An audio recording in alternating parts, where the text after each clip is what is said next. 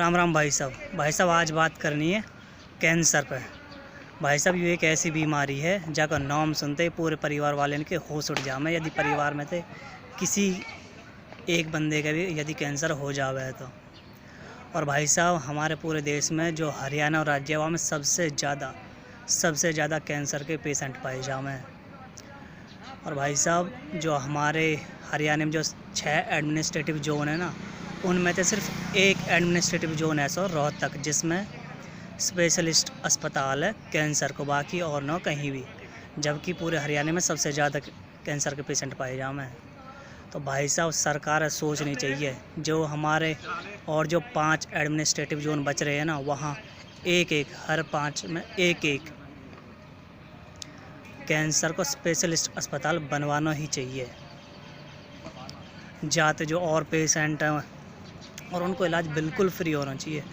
भाई साहब अभी मैं फ़िलहाल बैठा हूँ भगवान महावीर कैंसर हॉस्पिटल में जयपुर में।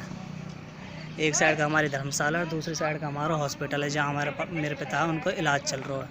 तो भैया कहानी स्टार्ट हो यहाँ से। सबसे पहले गए हम फरीदाबाद के एक हॉस्पिटल में। वहाँ पहले जब हमने चेकअप वेकअप करवाए, कम से कम 70-80 हज़ार रुपया लगा दिए। उसके बाद भी पता ना पड़ी कैंसर है। फिर अंत में एंडोस्कोपी हुई, जब जाकर पता पड़ी कि कैंसर है।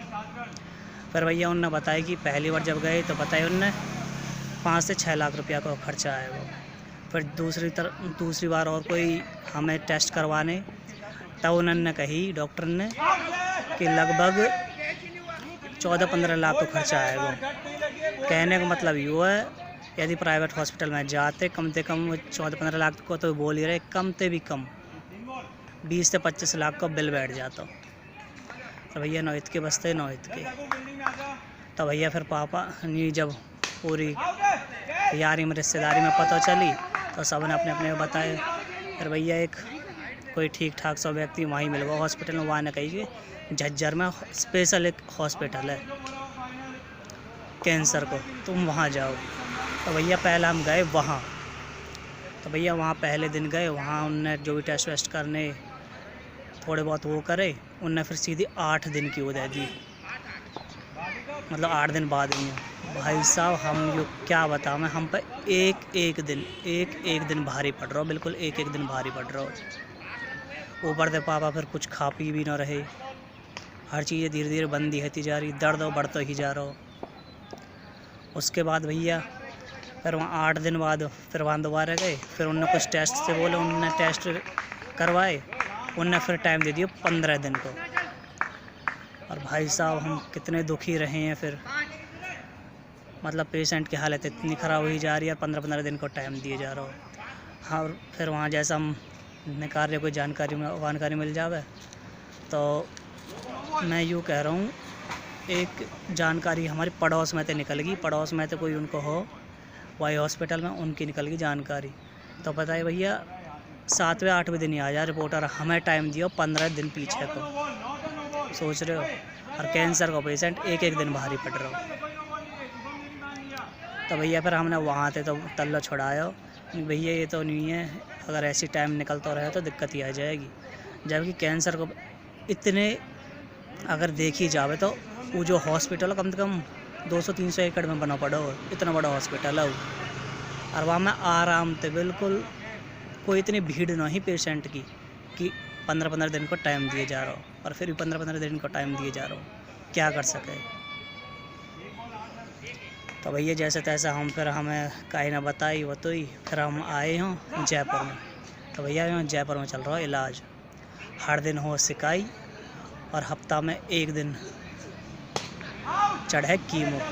तो भैया फ़िलहाल मैं हूँ अपने पापा दौरे, पहले मेरे नाना रह लिए, फिर मेरी मम्मी रह ली, उसके बाद अब मैं हूँ यहाँ पे। शिकायत तो कई सारी है लिए, 2 कीमो हो लिए, पूरे इलाज चल रहा है। अब कम से कम खाना पीना थोड़ा सा खाने लगे, रोटी वोटी। अब भैया ये तो किस्मत ही बतावेगी आगे क्या होएगा। और भैया जो सरकार सोचनी चाहिए, जब पता है कि कैंसर एक इतनी बुरी बीमारी है कि पूरे परिवार की हालत ख़राब है, जब रात का नींद ना आवे हमें। ऊपर से अपने पिताश्री ये देखे जब दर्द में और करावे ना देखे जावे।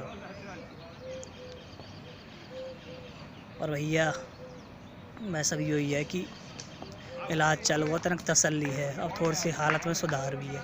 वैसे एक ज़्यादा दिन कीमो चढ़े हुआ थे, 1-2 दिन बाद थोड़ा सा रहे परेशान पेशेंट, पर चलो ऊपर वाले की दया थे जैसे भी है हालत में थोड़ा सा सुधार तो है। पर भैया सरकार सोचनी चाहिए। हरियाणा में 6 एडमिनिस्ट्रेटिव जोन, जिनमें तो एक एडमिनिस्ट्रेटिव जोन रोहतक में तो है हॉस्पिटल कैंसर का, और वो भी स्पेशलिस्ट।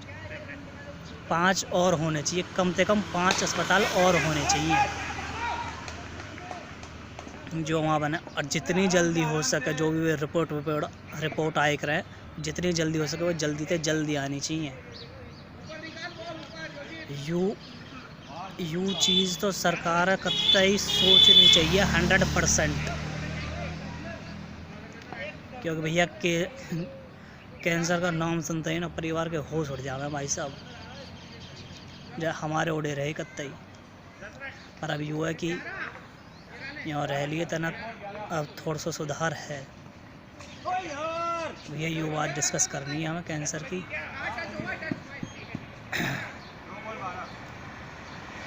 देखो यू गाड़ी गई है, यू पेशेंट की गाड़ी, जो यू अभी गाड़ी गई। यहाँ में जितने भी कैंसर के पेशेंट रहे और पेशेंट रहे वे सारे यही गाड़ी थे जहाँ में, यदि और जैसे मैं हूँ गार्जियन हूँ, वैसे जैसे यदि हमें जाना था हमें रुपया देने पड़े हमें। ऐसे मैं तो पैदल जाएगा, क्योंकि थोड़ा सा टहलना वहलना भी है, जहाँ पे थोड़ी सी दूर है, 700-800 मीटर है हमारी धर्मशाला में और हमारे हॉस्पिटल में डिफरेंस। थोड़ा सा टहलना भी है जहाँ पे। और भैया यहाँ एक छोटा सा पार्क सा बीच में, वहाँ मैं बैठा हूँ। और एक ये बालक है, ये क्रिकेट खेल रहे हैं, इतने छोटे छोटे बालक हैं, वे खेल रहे हैं। तो भैया अब न्यूआ की थोड़ी सी तसल्ली है कि हालत में सुधार है अभी, पहले तो थोड़ा सा ठीक है। और भैया बाकी तो किस्मत ही बताएगी। जय तिरंगा, जय भारत।